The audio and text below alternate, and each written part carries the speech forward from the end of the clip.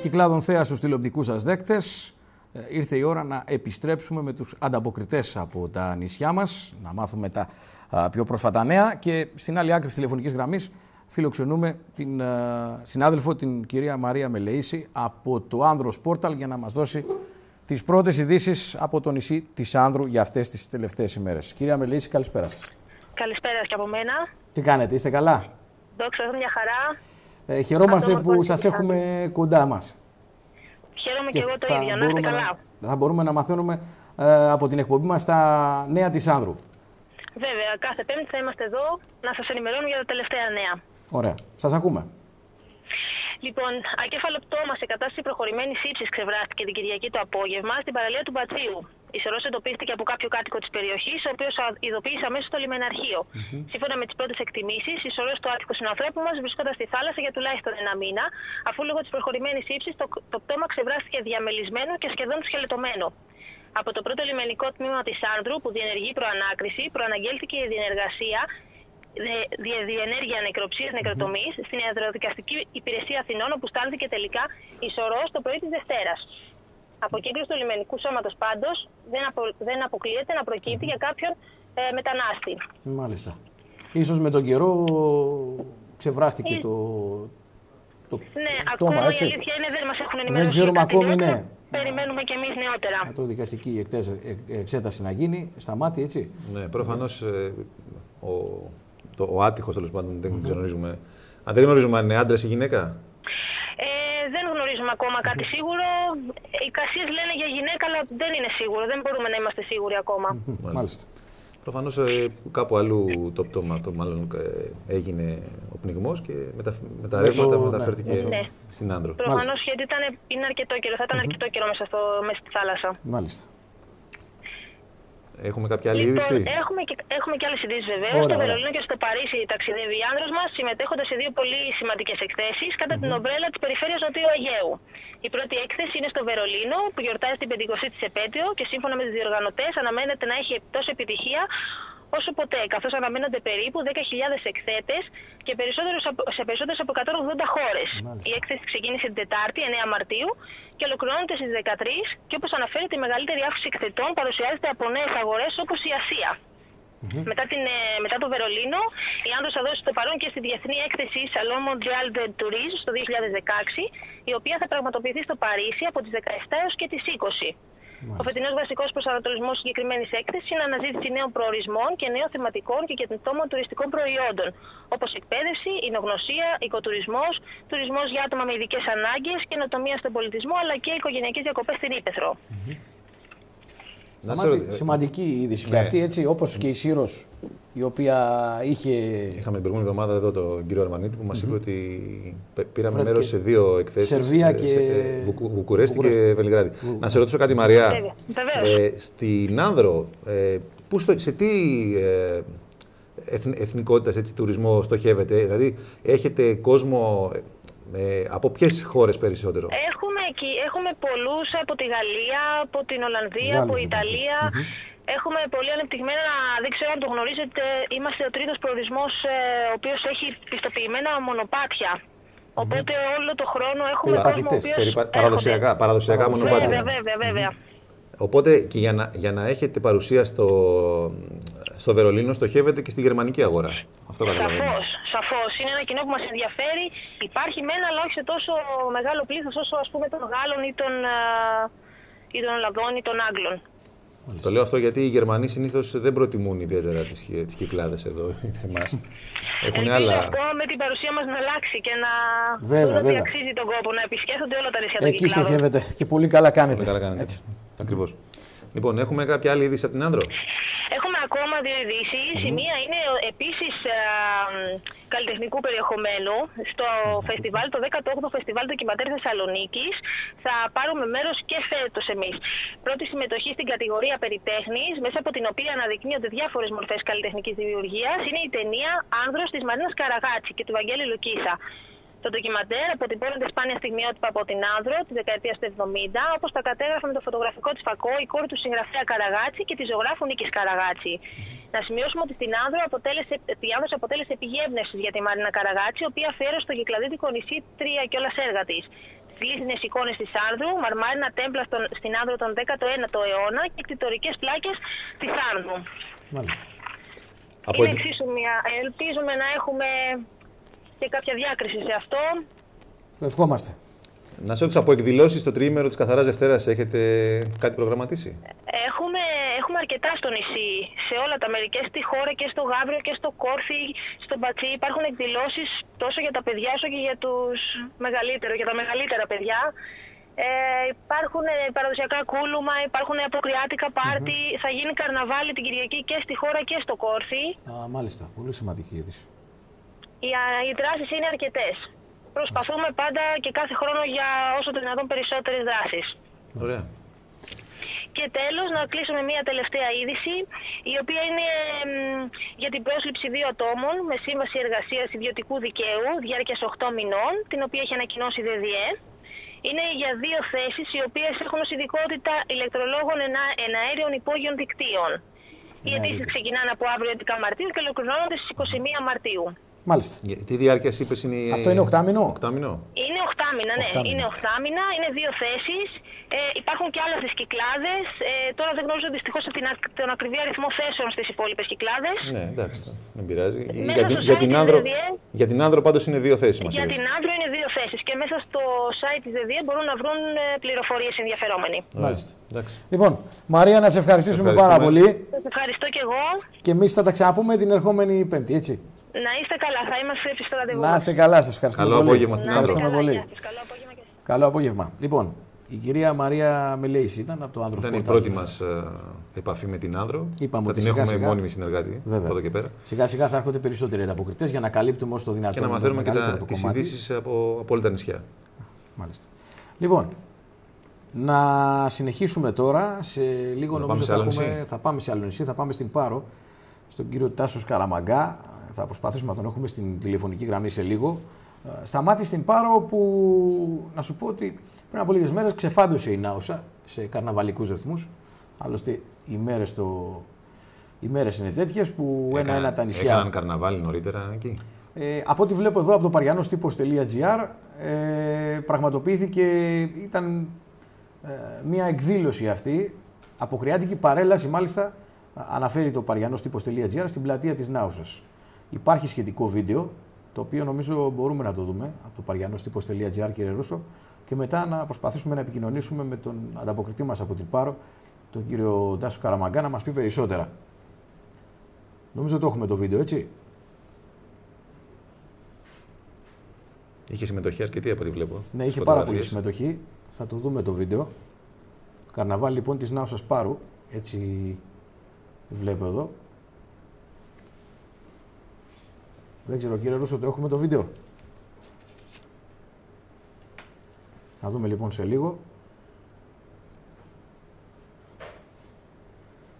Λίγη υπομονή. Θα το δούμε, εντάξει. Προσπαθήσουμε τουλάχιστον να έχουμε εικόνα.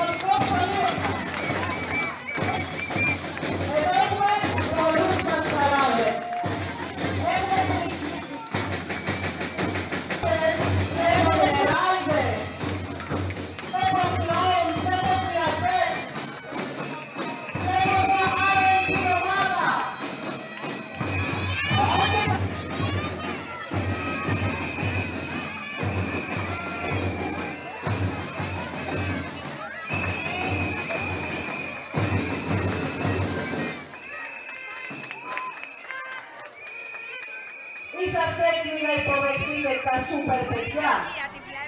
Αυτούς που μας...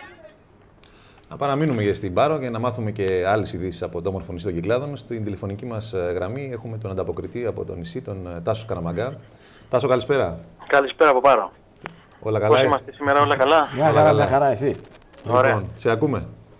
Λοιπόν, Να έρθουμε λιγάκι σε ένα θέμα που είχα αναφέρει στις προηγούμενες επικοινωνίες μας. Είναι ο αστυνομικός σταθμός της Νάουσας, που οι βουλευτές του ΣΥΡΙΖΑ, ο κύριος Συρίγος και ο κύριος Ερμαλένιος, εξέδωσαν ένα δελτίο τύπου, μια ανακοίνωση τις τελευταίες μέρες, που ούτε λίγο ούτε πολύ μας λένε ότι ο αστυνομικός σταθμός της Νάουσας θα επαναλειτουργήσει. Τη διαβίωση, λέει, αυτή την έλαβαν σε κάτω μια σύσκεψη που έγινε στο Υπουργείο Προστασίας του Πολίτη τις προηγούμενες μέρες. Στην σύσκεψη αυτή ήταν παρόντες ο Γενικός Γραμματέας του Υπουργείου, ο κ. Αναγνωστάκης, και υπήρχαν και ανώτατοι αξιωματικοί της ελληνικής αστυνομίας, οι οποίοι ήταν θετικοί, λέει, στο να παραμείνει ο αστυνομικός σταθμός της Πάρου ανοιχτός. Διότι η Νάουσα αποτελεί ένα από τους κορυφαίους προορισμούς των Κυκλάδων.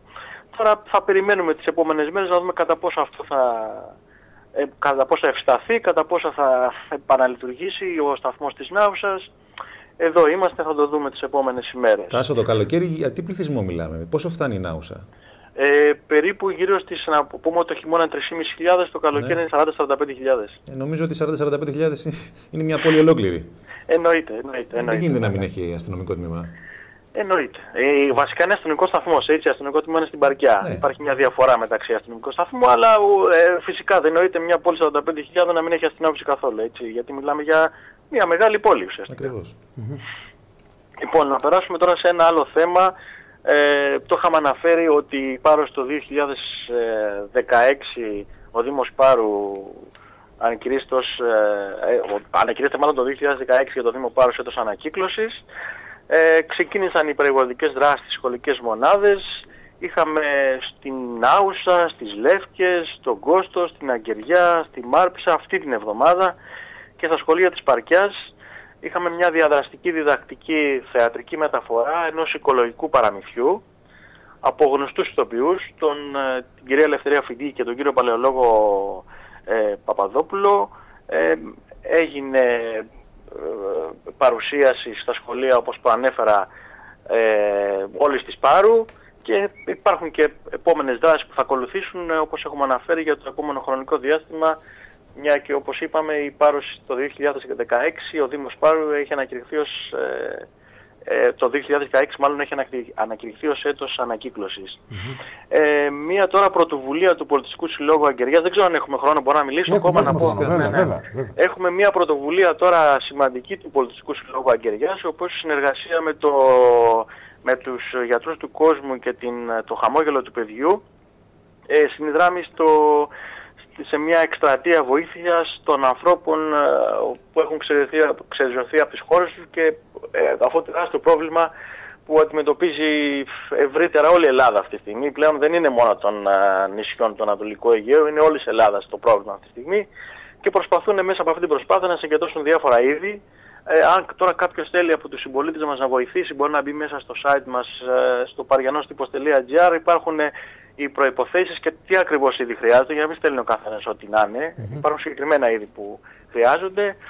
Μια σημαντική προσπάθεια, πιστεύω ότι όλοι πρέπει να βοηθήσουμε πάνω σε αυτή την κίνηση. Να έρθουμε τώρα στο κέντρο υγείας Πάρου. Μια απονεμένη ιστορία, όχι μόνο για την Πάρο, για όλους τους Κυκλάδες, αλλά και στην Πάρο η κατάσταση είναι τραγική εδώ και πολλά χρόνια.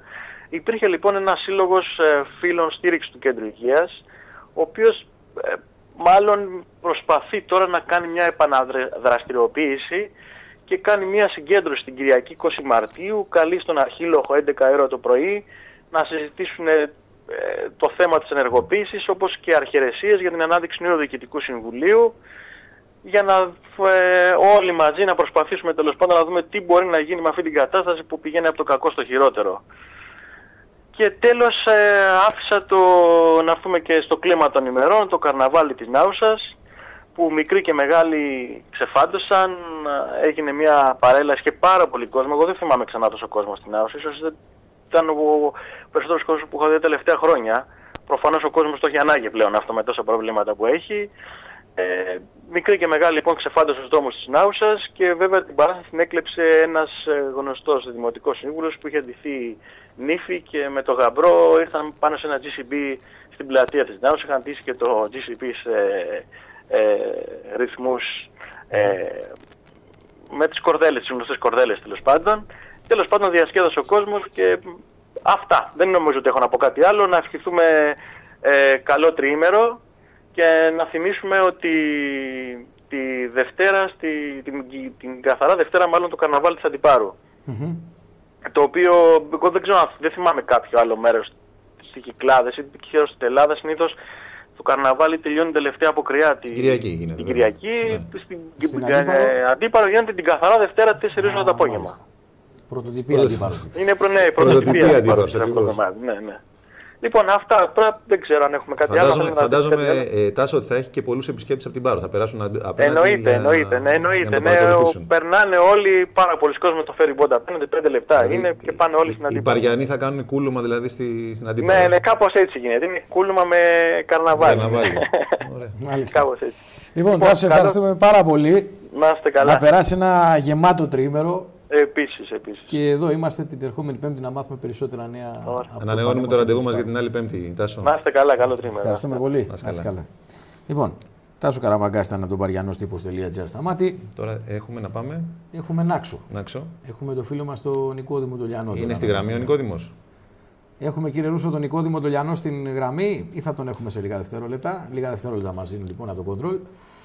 Σταμάτη, νομίζω εντάξει ότι λίγο πολύ όσο πιεσμένος είναι ο κάθενας από εμάς θα βρει αυτές τις ώρες ώστε να ξεφύγει λιγάκι. Όχι, εγώ θεωρώ αυτό που είπε ο Τάσος Καραμαγκάς πολύ σωστό, ότι ο κόσμος το έχει ανάγκη τελικά. Να ξεδίνει λίγο και να ξεφεύγει την καθημερινότητα. Και η άνθρωπο που έχει πάρα πολλές εκδηλώσεις, όπως μας είπε η ανταποκριτριά μας η κυρία Μαρία Μελεΐση, και γενικά βέβαια τα περισσότερα νησιά των Κυκλάδων τα οποία θα γεμίσουν από κόσμο και νομίζω ότι ο κόσμος θα κάνει τη σωστότερη επιλογή όπου και αν βρεθεί. Μάλιστα. Με την Άξο τι κάνουμε, κάπου θα είναι μήπως ο Νικόδημος και... Ωραία. Εντάξει. Θα προσπαθήσουμε λίγο αργότερα. Λοιπόν, να πάμε στο θέμα του τελικού. Ναι, δεν έχουμε παίξει. Στο μπάσκετ. Να ξεκινήσουμε την ενότητα, την αθλητική. Την αθλητική ενότητα, ναι, γιατί μέχρι στιγμής δεν έχουμε πει τίποτα για αυτό. Ήταν ο τελικός των Λυκείων του νομού μας, ο οποίος έγινε πριν από λίγες ημέρες, εδώ στο κλειστό της Ερμούπολης, όπου νικήτρια βρέθηκε η ομάδα του Γενικού Λυκείου Νάξου, η οποία επικράτησε του Γενικού Λυκείου Σύρου με 57-58. Έχουμε ρεπορτάζ. Ντέρμπι δηλαδή. Ήταν ντέρμπι, ναι. Κρίθηκε στο νήμα, θα λέγαμε. Ένα ρεπορτάζ το οποίο ευχαριστούμε πάρα πολύ τον Σωτήρη τον Νικολακόπουλο, ο οποίος μας έδωσε το βίντεο. Μιλούν σε αυτό ο Γιάννης Μαγκιώρος, ο μαθητής, αθλητής του Γενικού Λυκείου Νάξου και ο προπονητής του Γενικού Λυκείου Νάξου, ο κύριος Μανώλης Κατσούλης. Νομίζω μπορούμε να δούμε το βίντεο και να επιστρέψουμε για την υπόλοιπη ροή της εκπομπής μας.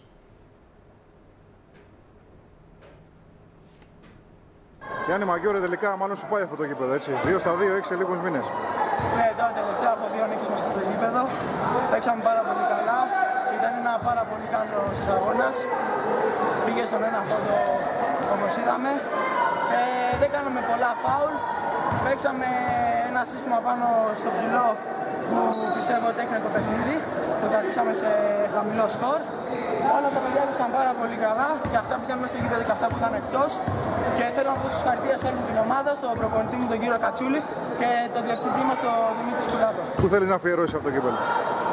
Δεν θέλω να τα αφιερώσω κάπου συγκεκριμένα, θέλω να τα αφιερώσω στον κύριο Κατσούλη γιατί υπήρχαν κάτι σκηνικά στο ξενοδοχείο και μας άφησε και παίξαμε και χαρήκαμε πάρα πολύ αυτή την νίκη. Καλή επιτυχία και καλή σταυροδρομία από εδώ και πέρα. Κύριε Κατσούλη, ποδαρκτές Κυκλάδων στο μπάσκετ για τα Λύκεια για φέτος, πού πιστεύετε ότι κρίθηκε ο σημερινός τελικός? Ξεκινήσαμε πολύ καλά το παιχνίδι όπως το είχαμε σχεδιάσει. Στη δεύτερη περίοδο χάσαμε λίγο τη συγκέντρωσή μας γιατί είχαμε προηγηθεί με διαφορά και εκεί θέλει λίγο πιο ήρεμο το παιχνίδι. Αντέξαμε στην πίεση του Γενικού Λυκείου της Σύρου που είναι μια πάρα πολύ καλή ομάδα και παίζοντας πολύ καλή άμυνα ξεκινήσαμε από εκεί για να χτίσουμε το παιχνίδι.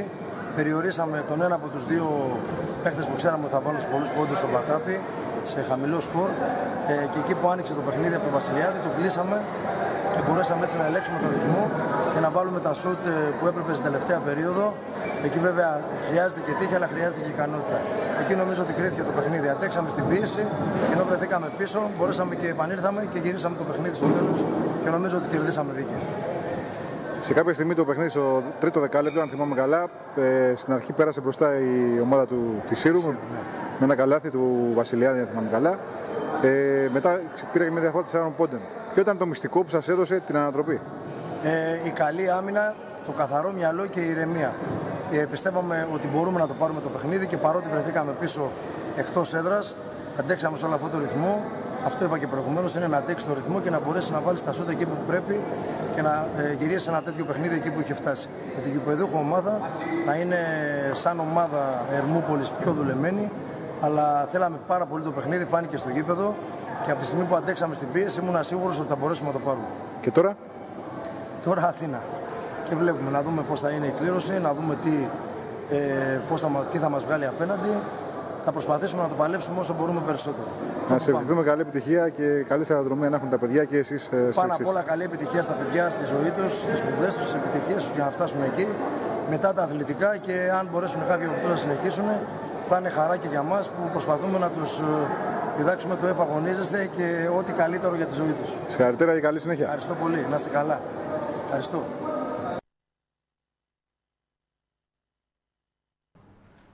Λοιπόν, 57-58, ντέρμπι ήταν το τελικός στα μάτι. Στον Πόντο. Κρίθηκε το αποτέλεσμα. Και η ομάδα της Νάξο λοιπόν ήταν αυτή η οποία κατέκτησε το πρωτάθλημα στο μπάσκετ των Λυκείων για την φετινή χρονιά. Ευχόμαστε καλή επιτυχία βέβαια στους μαθητές παίκτες του κυρίου Μανώλη Κατσούλη στην επόμενη φάση στην Αθήνα. Λοιπόν, να πάμε στο ποδόσφαιρο. Προχωρήσουμε, στην αθλητική ενότητα, στο ποδόσφαιρο, βέβαια. Λοιπόν, είχαμε σημαντικά παιχνίδια αυτή την εβδομάδα εδώ στους Κυκλάδες. Για το πρωτάθλημα της πρώτης κατηγορίας των Κυκλάδων αναφερόμαστε. Θύελλα Αθλητικός Όμιλος Σύρου ήταν το ένα παιχνίδι και Πανθηραϊκός Μύκονος. Να πούμε ότι ο ΑΟΣ Σύρου, αν και είχε 3 δοκάρια, έχασε από τη Θύελλα στη Σαντορίνη. Ένα ωραίο παιχνίδι με πάρα πολλές φάσεις. Αυτό το συγκεκριμένο παιχνίδι. Εντάξει, στο ποδόσφαιρο. Και επεισοδιακό κάπως. Και επεισοδιακό. Υπήρχαν και διακοπές στο παιχνίδι, αρκετές. Η Θύελλα ήταν αυτή η οποία πήρε το παιχνίδι, βέβαια. Ήταν η πρώτη βαθμή που πήρε η Θύελλα και πιθανότατα θα είναι και καταδικαστική για τον ΑΟΣ, γιατί ο ΑΟΣ έμεινε τώρα 7 βαθμούς πίσω από την κορυφή, που είναι Πανθηραϊκός, τον οποίο αντιμετωπίζει την επόμενη Τετάρτη, να πούμε, στη 1 το μεσημέρι. Άρα θα κρυθούν πολλά από το παιχνίδι αυτό στα μάτι. Ή νομίζεις ότι το πρωτάθλημα. Είναι πολύ μεγάλη, είναι 7 βαθμοί διαφορά. Θεωρείς δεν καλύπτεται. Είναι πολύ δύσκολο να καλυφθεί η διαφορά. Αν η διαφορά ήταν έστω και 4, πιστεύω ότι με μια νίκη ο ΑΟΣ θα ξανά μπαίνει γερά στο παιχνίδι. Να πούμε βέβαια ότι ο κυπελούχος Κυκλάδων Πανθηραϊκός αγωνίστηκε χθες στο οικονομίδιο στάδιο στην Ρόδο, όπου απέναντί του βρήκε τον Ιαλισσό. Ιαλισσός, ο οποίος αγωνίζεται στην τρίτη εθνική κατηγορία. Είναι μια κατηγορία παραπάνω. Ναι. Είναι μια κατηγορία παραπάνω. Προηγήθηκε με γκολ του Βέρμπι στο πρώτο δεκάλεπτο, αλλά οι Ροδίτες ήταν αυτοί οι οποίοι πήραν την νίκη με 3-1. Αποκλείστηκε από τη συνέχεια του κυπέλου Εραστέχνων Ελλάδος. Λοιπόν, έχουμε το βίντεο και να ευχαριστήσουμε πάρα πολύ το sportkyklades.gr βέβαια που μας δίνει εικόνα σε εσάς τους τηλεθεατές και μπορείτε και παρακολουθείτε σημαντικά στιγμιότυπα από μεγάλους αγώνες εδώ του νομού μας. Πάμε να δούμε λοιπόν το βίντεο. Θύελλα Αθλητικός Όμιλος Σύρου. Που επιμένουν με τον Γιάννη. Γιάννης θα κάνει την παλιά στο Δαβίλα, σε κάθε περιοχή θα κάνει και το σουτ. Ένα πολύ ωραίο σουτ του Δαβίλα. Πολύ ωραίο σουτ, γυριστό σουτ με αρκετά φάλτσες. Ο πιστοφύλακας της Σαντορίνης και ο Μπρίτσα θα δώσει πολύ ωραία στον Ποτουρίδη. Εκείνος θα προλάβει, θα γυρίσει. Όχι, η μπάλα είναι out. Χειροκροτούν οι φίλαθλοι τους παίκτες της Σαντορίνης. Παίζουν καλό ποδοβιανός. Υπάρχει και ένας παίκτης της Σύρου ελεύθερος.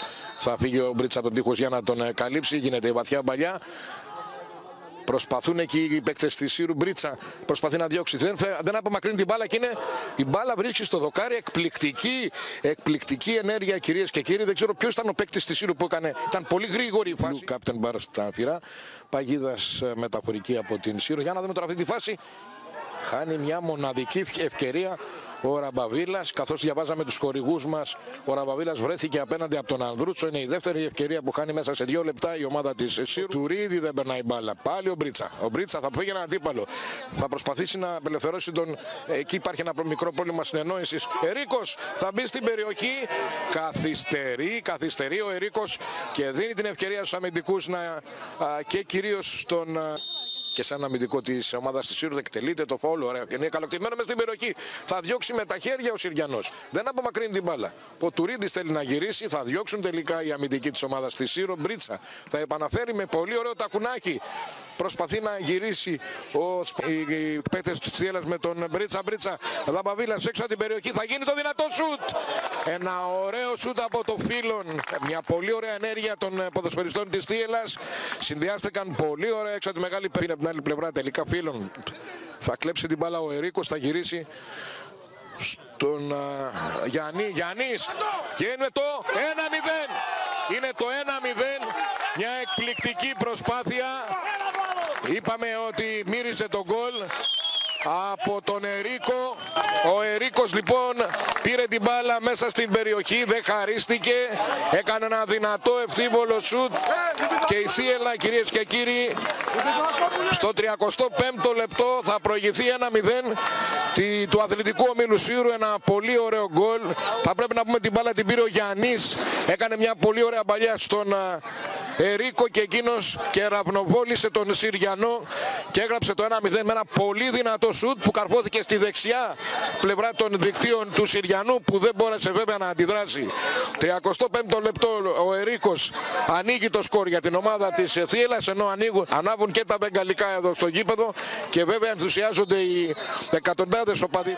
Έχουν προωθηθεί, όχι όλοι βέβαια, έχουν μείνει 2-3 παίκτες της Θίελας πίσω για κάθε ενδεχόμενο. Θα γίνει από τον Ερίκο κατευθείαν. Πολύ πόνιρα και έξυπνα ο Ερίκος είδε το Συριανό που έχει πάρει θέση από την άλλη πλευρά. Τώρα συνέχεια και πάλι ο Ερίκος έξω από την περιοχή. Θα κάνει και πάλι την παλιά. Ναι, κάνει την παλιά ο Ερίκος. Πολύ ωραία, 2-0. Όχι. Ο Ποτουρίδης σημάδεψε πολύ ωραία ο Ερίκος τον Ποτουρίδη. Πήδησε ψηλά ο Ποτουρίδης, έκανε την κεφαλιά. Έχω την εντύπωση ότι βγαίνει από το παιχνίδι. Να δούμε τώρα. Θα προσπαθήσει ο Ποτουρίδης και πάλι που τον βρήκαν οι συναθλητές του μέσα στην περιοχή να κάνει το σουτ. Το σουτ είναι όμως άστοχο. Θα επίθεση οι παίκτες της με τον Ερίκο, οι παίκτες της Σαντορίνης. Ερίκος είναι πολύ γρήγορος. Θα προσπαθήσει να κάνει και θα κάνει την κάθε την παλιά και είναι το 2-0. Το 2-0 Ερίκος. Είναι το 2-0 κυρίες και κύριοι. Ο Ποτουρίδης με τον Ερίκο ξεσηκώνουν την εξέδρα εδώ. Ο Ερίκος πήρε πολύ ωραία την μπάλα, μπήκε στην περιοχή, έκανε την κάθε την παλιά. Ο Ποτουρίδης βρέθηκε στην πορεία της μπάλας, πλάσαρε τον ανήμπορο να αντιδράσει Συριανό. Και έτσι λοιπόν στο δεύτερο μήχρονο η Θίελα ξεκινά με ένα δεύτερο γκολ. Στο 7ο λεπτό του δεύτερου ημιχρόνου ο Ποτουρίδης θα στείλει την μπάλα στα δίχτυα και θα σημειώσει το πρώτο του γκολ με τα χρώματα της Θίελας. Πνίγηκε στην κυριολεξία. Αμπτούλ. Προσπαθεί ο Αμπτούλ και περνά, μπαίνει στην περιοχή. Και με αυτοθυσία θα πέσουν πάνω του οι παίκτες της Σαντορίνης. Νέα εκπληκτική απόκριση του Ανδρούτσου. Πιέζει Σύρος τώρα. Αμπτούλ μπήκε μέσα στην περιοχή. Έπεσε το κέντρο της άμυνας πάνω του. Του κλέψαν την μπάλα την τελευταία στιγμή, στη συνέχεια έγινε ένα σουτ. Έπεσε ο Ανδρούτσος, έδειξε σε κόρνερ, πιέζει Σύρος. Πιέζει, θέλει ένα γκολ βέβαια τώρα. Ο Αμπτούλ είναι καλά. Ένα κόρνερ λοιπόν για την ομάδα της Σύρου. Είπαμε ότι σήμερα βλέπουμε ένα ωραίο παιχνίδι. Έχουμε καιρό να δούμε τόσο ωραίο παιχνίδι. Θα διώξει πολύ ωραία και πάλι ο Σπανός. Η μπάλα θα καταλήξει πλάγιο. Τρέχει, δεν προλαβαίνει ο Δαβιλάς. Αλλαγή για την εξέλιξη του πρωταθλήματος. Να σας πω ότι στο γήπεδο βρίσκεται και η αποστολή της Μυκόνου που θα αντιμετωπίσει αύριο τον Πανθηραϊκό. Βλέπουν και είναι ευκαιρία για τους παίκτες της Μυκόνου ένα δυνατό σουτ. Ο Ανδρούτσος σαν έλουρος θα εκτιναχθεί. Ίσως να είναι μια από τις πιο ωραίες φάσεις. Δεν ξέρω πώς το αποτύπωσε η κάμερα. Αλλά το παιχνίδι. Αντίθετα ο ΑΟ Σύρου δεν έδειξε, κυρίες και κύριοι, και πολλά πράγματα. μέσα στην περιοχή τώρα και είναι το 2-1. Το 2-1, να δούμε ποιος το σημείωσε. Είναι με το νούμερο 8. Με το νούμερο 8 ο Λούσας. Το νούμερο 9. Όχι, είναι με το νούμερο 9 ο Μουλίδης, που θα πάρει αυτή την κάθετη παλιά και θα σημειώσει 7 λεπτά, 7 με 8 λεπτά πριν το τέλος του παιχνιδιού σε 2-1 και ξαναμπαίνει ο Αοσύρου στο παιχνίδι, τουλάχιστον για τον ένα βαθμό. Περίπου 8 λεπτά για να τελειώσει η κανονική διάρκεια. Και βέβαια στα τελευταία 8 λεπτά, όπως ακούσαμε, δεν άλλαξε τίποτα. Το σκορ έμεινε 2-1. Ο Αθλητικός Όμιλος Σύρου, ο οποίος δεν κατάφερε να πάρει τουλάχιστον τον βαθμό της οπαλίας, αν και τον αδείξε, θα λέγαμε, το παιχνίδι. Είχε πολλές ευκαιρίες, ντοκάρια. Πιο ευστοχή ομάδα της Θίελας. Είχε πολύ καλός ο τερματοφύλακας της Θίελας, βέβαια. Ναι, έβγαλε πολλές φάσεις. Ναι. Λοιπόν, να πάμε τώρα σε ένα διάλειμμα. Ναι. Και να επιστρέψουμε με επίσης αθλητική επικαιρότητα, συν τα υπόλοιπα θέματα της εκπομπής. Σε 10 λεπτά πάλι εδώ.